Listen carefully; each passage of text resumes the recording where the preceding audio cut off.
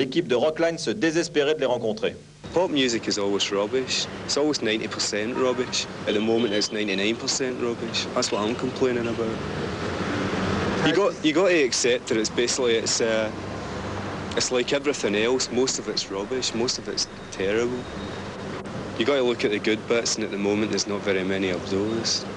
I don't think we'll ever find a place in the pop market. We'll always be outsiders. The records will sell, we'll get hit singles, but the Jesus Marychain aren't really in the pop market, so to speak. It's like now and again we step in to buy a... I think we're out of place in the pop market, and I think that's what makes us so special, really. I think if there was a place for the Jesus and Marychain, the Jesus and Marychain wouldn't exist. I mean, the whole idea of the group really is the fact that, I don't know, just start the perfect group to us. And the perfect group to us can't exist in all of that rubbish. If it does, it looks funny, and we look strange. We're out of place in the pop charts. We're out of place in pop music. That's the way we've got to be. That's the way we always will be. I don't think we really fit in, no. Misfits of the pop music world. So Jesus and Marychain's a brilliant name. We needed a name in a hurry. We had a gig before we had a name. We had to get a name pretty quickly. So we got one. We had a ton of absolutely terrible names. It's like we were going through all of these things like the sort of like the Pink Ice Lollies and things like that, and we realised that we didn't have a name. So like that, I said, think of a quick name, and he did it. And that's probably got a lot to do with the kind of person he is. That probably says a lot about William Reid as a person, I would say. Does it? Stay back. I think it sounds as if he's probably got a kind of warped psychotic mind, because that just came out of his head so quickly.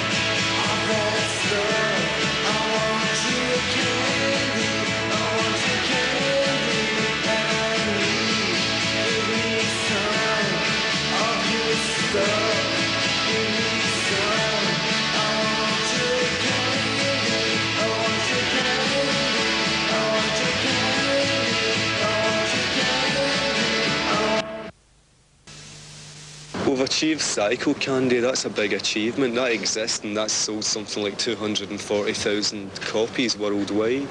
That's a big achievement because it isn't an easy LP to listen to. It's loud, it's noisy, it's extreme, and we've made 240,000 people go out and buy such an extreme record. That's an achievement, and also, I think we've achieved, like, the fact that I think we've influenced a lot of people to start making music. That's an achievement. I think a lot of groups are beginning to form because of the Jesus and Mary chain. There's not many groups that can cause that kind of reaction, and I think we've probably did it.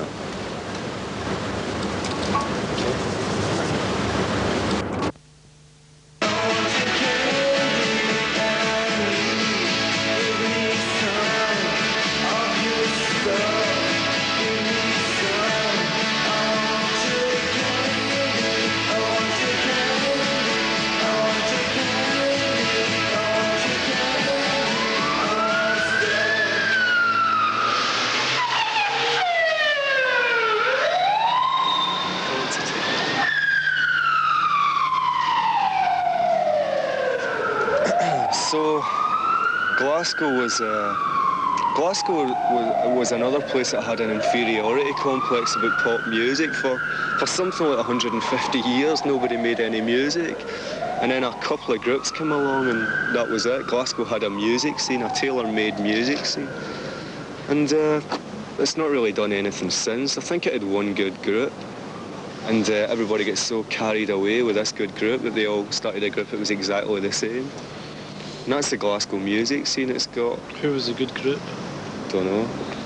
The trouble with Glasgow is there's these 8 guys that keep starting different groups every weekend. That's true. There's about 8 guys in Glasgow and they start a group, they have a single, it's a flop, and they start another one.